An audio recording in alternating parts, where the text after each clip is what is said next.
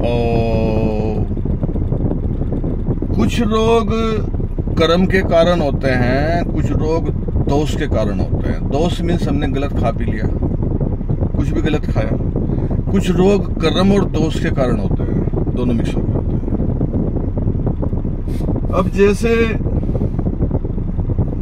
कोई मनुष्य ऋतु के अनुसार आहार वार कर रहा है, पूरे धर्म का पालन कर रहा है, सत्व्रत का पालन कर रहा है, और फिर भी उसे अचानक से रोग उत्पन्न हो गया।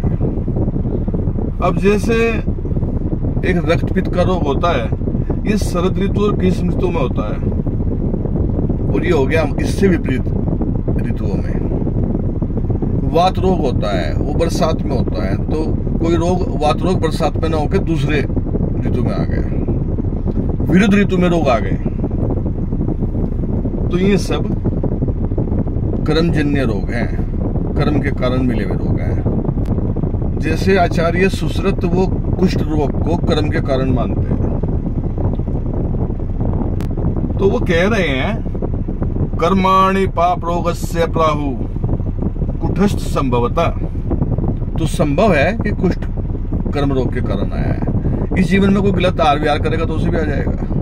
वो दोनों बातें कह रहे हैं। जैसे कुष्ठ रोग, श्वास का रोग, शुगर का रोग, संग्रहणी में खाना खाते ही लैट्रिन जा रहे हैं, पेशाब में तकलीफ, रुकावट है, रुक रुक के आ रहा है, वो सारे रोग होते हैं। प्रोटेस्ट प्रॉब्लम, पथरी का रोग, दमे का रोग,